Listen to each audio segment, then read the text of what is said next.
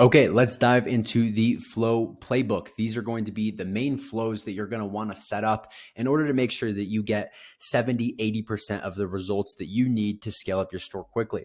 The very first ones are going to be the core four. Now, I wanted to pull up this flow triggers and filters sheet just to give you a quick pointer as to where each one of these are going to be. Our core four is going to be the abandonment series. So we have site abandonment, browse abandonment, abandoned cart, abandoned checkout. So whenever you're building these out, these are the four lines that you're going to want to make sure you're paying attention to.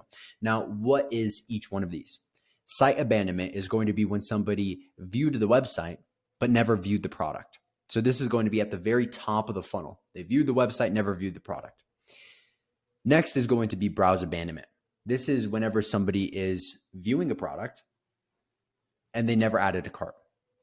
The reason that we are segmenting these all out so specifically is because the intent for where somebody is at the top of the funnel towards the bottom of the funnel is going to be different. Therefore, the messaging should also be different.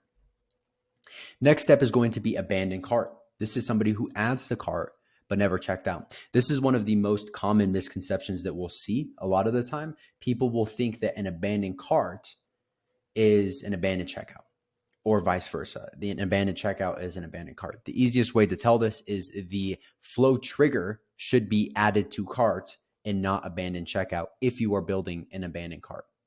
So added to cart, never checked out. And you'll see these all in the flow filters. The next one is going to be abandoned checkout. So they checked out, but they never purchased. With each one of these, I would recommend starting with 2 emails. So you start with 2 emails. Site abandonment, typically we are not going to have any sort of a discount. Browse abandonment, we are also not going to have a discount. Abandoned cart will have small discounts. Abandoned checkout will have a little bit bigger of ones. The reason being is because as we get lower down the funnel, we're just trying to move them to the next step. Site abandonment, I'm just trying to get them to check out some products. Browse abandonment, I'm just trying to get them to add it to cart. Abandoned checkout, I want them to purchase. And so the closer they are, the more likely they are to purchase. And so we're really just trying to push any of those people over the edge to actually make that purchase. We're going to start out with 2 emails on each one of these, and then we're going to extend the sequence, making it longer depending on the performance that we're getting. But you really want to make sure you get those first 2 emails to be well optimized. We're going to have a different section on email diagnostics, but once you have higher than a 1% placed order rate on your email sequence on the very bottom email, then you should go through and add on a 3rd email. Now, with this, one of the things that I want to make sure you guys are aware of is that you should be doing what is called a value ladder. What is a value ladder? A value ladder is basically increasing the likelihood of somebody's chances of making a purchase by sweetening the pot the longer they are in the flow. What do I mean by that? For abandoned checkout, for example, let's just say that this sequence was performing really well and we started to extend it. Rather than the 2 emails, let's just say there's 4 emails now. What we are going to do is we are going to create a value ladder that is going to increase the discount percentage the longer that they are in the flow. So email number 1 might be 5%. Email number 2 might be 10%. Email number 3, 15, email number 4, 20. The reason that we are increasing the discount as they get farther into it is for a variety of reasons. 1, people are the most likely to make the purchase on the first email. Therefore, we want to give away the least amount of discount possible, but enough to actually push them over the edge. So we don't want to have to give away margin if we don't need to. Second thing is, as they get farther away, the less likely they are to make a purchase, the more incentive they have to have in order to make the purchase. And so we're making it incrementally better until they either buy or just leave the website altogether and don't come back. We're making the deal so sweet that they have no option but to say yes. And this is one of the easiest ways that you can start getting better results on your flows. Now, the following email that you're going to want to create is the welcome series. This is the most important flow that you will set up altogether. The reason being is because this flow is the one that builds the rest of the flows up and really feeds the rest of the email ecosystem.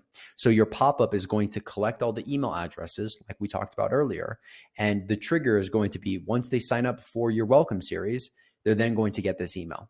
And whenever we send the welcome series, you're going to have very high open rates. Typically, we'll see 60% plus open rates on a welcome series on the first email.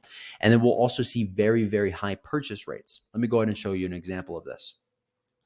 Okay, so here is a quick example of those 5 flows that we just talked about. So number 1, we have the welcome series. It's absolutely crushing at $15,000 in the last 30 days here. We also have browse abandonment, abandoned checkout, site abandonment as the next 3 best performing flows. Now we have abandoned cart down here. The reason being is because this customer actually skips the cart, but this is a good one to just make sure you have tossed in, even just in case. And so those are the 5 emails that we have. And when we look at the welcome series, we can see here that email number 1 has an 82% open rate, a 23% click-through rate, and a 40% placed order rate. Absolutely massive. So a really, really easy way to collect a lot of emails and get a lot of additional revenue from customers that you wouldn't have otherwise received. Now, that is going to be our flow structures. That is how we are building out the initial basis for any of our customers to start driving a lot of revenue. You can see that our customers will typically have a lot of additional flows that are on their account. The reason that we're not going to cover those is because they're relatively small. It's going to be the small little optimizations that are going to get that account from 20% to 30%. Those little optimizations aren't going to get you the majority of the way there. And so I really want to focus on the major components. But those 5 are going to be the most important for you to get started with. That is your full flow playbook in order for you to get started. If you guys have any questions, of course, feel free to reach out. Thanks.